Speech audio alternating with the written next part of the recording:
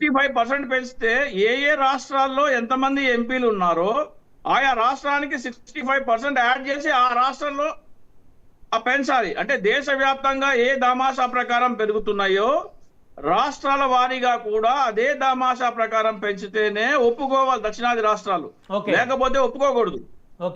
మీరు ఉత్తరప్రదేశ్ లో 80 నుంచి మీరు ఒక 60% అంటే 24 సీట్లు పెరిస్తే ఆంధ్రప్రదేశ్ లో కూడా 15 స్థానాలే పెంచాలి. అంటే 60% పెంచాలనుకోండి. అంటే ఇప్పుడు మీరు చెప్పిన లెక్క ప్రకారం జనాభా లెక్కల ప్రకారం కాకుండా ఇప్పుడు మిగతా రాష్ట్రాల్లో ఒక 10 స్థానాలు పెరిగితే ఆంధ్రప్రదేశ్ లో కూడా 10 స్థానాలు పెంచాలి. ఈ దక్షిణాది మొత్తం కలిపి పెరిగితే దక్షిణాది పెంచాలంటారు.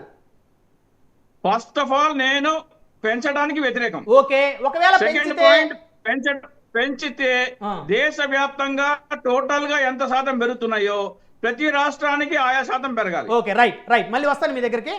రైట్, మీ పాయింట్ నిజంగా వ్యాలిడ్ పాయింట్. పూడి తిరుపతిరావు గారితో మాట్లాడదాం. భారతీయ జనతా పార్టీ సీనియర్ నాయకులు, అదేవిధంగా అధికార ప్రతినిధి. పూడి తిరుపతిరావు గారు, గుడ్ ఆఫ్టర్నూన్ అండి. అందరికీ నమస్కారం బ్రహ్మనాయుడు గారు.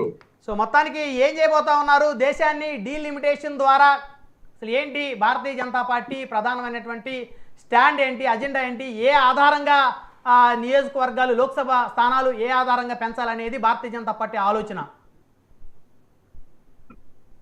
బ్రహ్మనాయుడు గారు, వాస్తవానికి డీలిమిటేషన్ ప్రక్రియ 2026 డీలిమిటేషన్ అంటున్నాను నేను. అది పెంచడమా, అదే విధంగా ఉంచడమా, లేకపోయినట్టే తగ్గించడమా? ఇప్పుడు పెద్దలు రాజశేఖర్ గారు వారి విశ్లేషణ అంతా బాగుంది, చాలా చక్కగా చెప్పారు. అంటే ప్రజల తాలూకు అవసరాలు. కానీ ఒక విషయాన్ని వారు విస్మరించారు. మిగతా విషయాల్లో నేను తప్పట్టట్లేదు, కానీ ప్రజాస్వామ్యంలో ప్రజల భాగస్వామ్యం పెరగాల. భాగస్వామ్యం పెరగాలి అనేసి అంటే పెరుగుతున్నటువంటి ప్రజల దామాషా ప్రాతిపదికన సంఖ్య పెరగాలనేది ఇక్కడ ప్రధానమైనటువంటిది ప్రజాస్వామ్యంలో. దాన్ని కొంచెం వారు విస్మరించారు తప్పిస్తే మిగతా విశ్లేషణ ఇవాళ ఉన్నటువంటి టెక్నాలజీ అయితేనేమి, అలాంటప్పుడు మరి గతంలో కేంద్ర ప్రభుత్వం జనాభా నియంత్రణ అనేటువంటి కార్యక్రమాన్ని చేపట్టింది కాబట్టి దక్షిణాది రాష్ట్రాలు జనాభా నియంత్రణ పాటించాయి కాబట్టి ఇక్కడ జనాభా పూర్తి స్థాయి అంటే జనాభా పెరుగుదల తక్కువగా ఉంది. ఉత్తరాది రాష్ట్రాల్లో విచ్చలవిడిగా జనాభా పెరిగిపోయింది. ఇప్పుడు అది కదా సమస్య.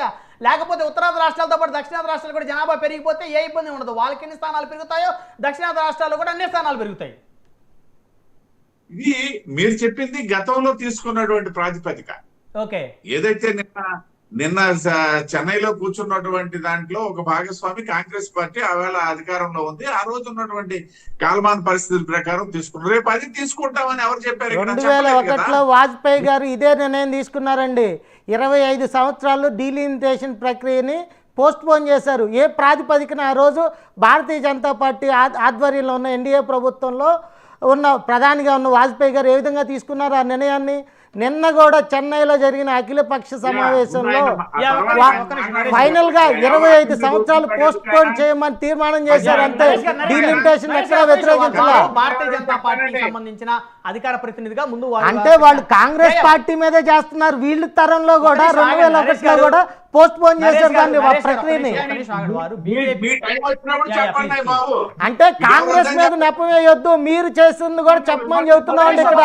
నరేష్ గారు దయచేసి ఆగండి. మీరు భారతీయ జనతా పార్టీ అధికార అంటే స్టాండ్ అంటే కాంగ్రెస్ పార్టీ మీద నెత్తేయడం, అధికారంలో ఉన్న మీరు ఏం చేస్తున్నారు ప్రజలకు చెప్పరా? దయచేసి ఆగండి. తిరుపతిరావు గారు కంటిన్యూ చేయండి సార్. మీ ఇష్టం వచ్చినట్టు మాట్లాడుతున్నాయి. మీ టైం ఇష్టం వస్తుంది. మీరు పార్టీల తరపున ఒక పార్టీ కొమ్ము కాస్తా చెప్తున్నారు, ప్రజల కోసం మాట్లాడట్లా. మీరు ఎక్కడ వినిపిస్తుంది కదా మేము చెప్పేదేంది? మేము కూడా అడగాలి మిమ్మల్ని. ప్రజల తరపున వాయిస్ వినిపించండి, పార్టీల తరపున కాదని చెప్తున్నాం. తిరుపతిరావు గారు మీరు కంటిన్యూ చేయండి. తిరుపతిరావు గారు, భారతీయ జనతా పార్టీ స్టాండ్ ఏందో చెప్తారు. బ్రహ్మనాయుడు గారు,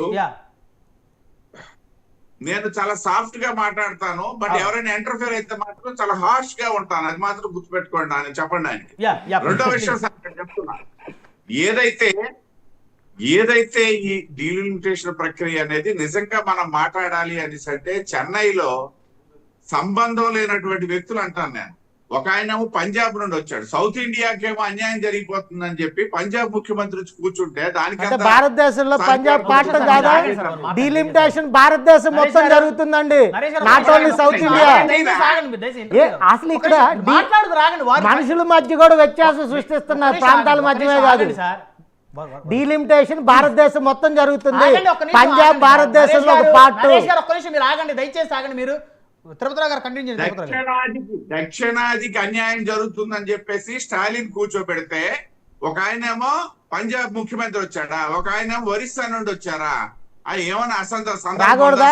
అంటే అంటే సరే వాళ్ళ పక్కన పెడదాం. తెలంగాణ రాష్ట్రం నుంచి ముఖ్యమంత్రి వెళ్ళారు, అదేవిధంగా బీఆర్ఎస్ పార్టీ వర్కింగ్ ప్రెసిడెంట్ గా ఉన్నటువంటి